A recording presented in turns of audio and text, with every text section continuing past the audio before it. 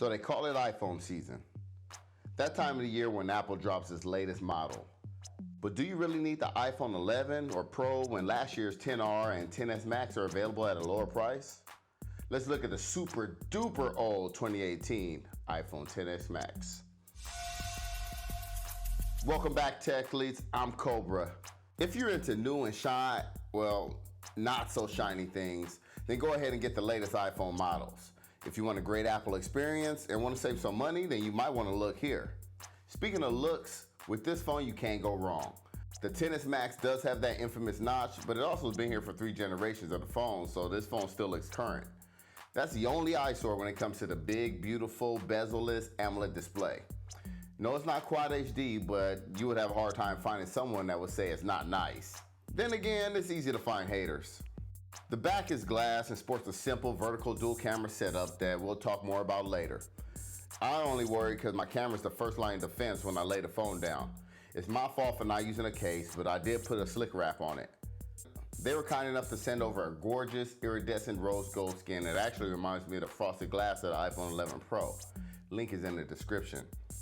But the main reason that I don't use a case is because of the look, feel, and durability of the stainless steel sides. It definitely feels like a substantial piece of tech, and it's very satisfying to hold. But ask me how I feel after I finally drop it hard enough to crack the glass. When I first made the transition to iOS from Android, I was pleasantly surprised by how similar they are. The iPhone can't hold a candle to Android's customizability, but you have pretty much every main feature. Navigating through the OS is simple and smooth, no complaints there. Being updated to the latest iOS 13 ensures this model feels just as fresh as the iPhone 11. And that notch we talked about has that excellent Face ID. Not perfect, but it's really pretty good.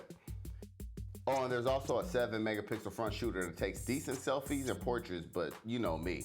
I mastered the art of primarily using my rear cameras for everything. Try it out with any phone, you'll be hooked as well. The pics are so much better. Beware how closely the rear camera zooms in while in portrait mode though. Get your stretch on. Now some people nitpick the iPhone's rear cameras, but I really love how natural and true to life most photos look. Yeah, it's lacking wide angle lens in any type of night mode, and that's a bummer, but it's not a deal breaker. I also love the post-editing menus. I really have fun diving into these options. But my favorite use of the camera is for shooting 4K 24 frames per second video. Yeah, unlimited 4K 60 is great for when I'm getting flag football game footage to review, but who doesn't like that film-like picture quality of 24 frames per second? Hey, don't forget the tech leaks from Hollywood, baby.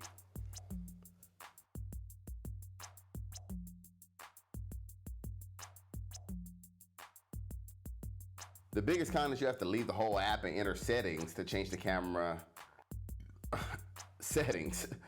Now I get that they want all the settings to be in the same place, but it'd be nice to be able to change this on the fly. Other reasons to pick up this phone: it has a ridiculous number of accessories, timely updates, seamless iOS ecosystem with like friends and family, generally superior app development, IP68 rating, and if you believe the hype, unparalleled security measures. I'm saving that for a whole other video. The A12 chip and 4 gigabytes of RAM means nothing to anyone but those who care about spec numbers. Navigating around and gaming were absolutely enjoyable. I can't wait for the iPhone to get that 120 Hz refresh rate like its cousin, the iPad Pro. But other than that, gaming was smooth, responsive, and without any hiccups. One of the perks that had the hardware and software created in-house. But I can't make it through a whole day without throwing it on the wireless charger at least once. Its slim profile doesn't allow it to have the battery size of let's say, battery beast like the ROG Phone 2. This is probably the phone's biggest weakness in my eyes. There's also no headphone jack like the 11, but it does boast powerful, balanced, and full surround sound speakers. Now this was a quick little overview, but it's still a great phone to pick up today. And actually, I would still have my iPhone 10 if dunking it in a saltwater pool didn't damage my Face ID sensor. Maybe I'll upgrade in 2020 when that rumored notchless model comes out. But until then, this phone is an amazing buy. You wouldn't regret it today. Thanks again, Tech Leads, and remember, Cobra told you.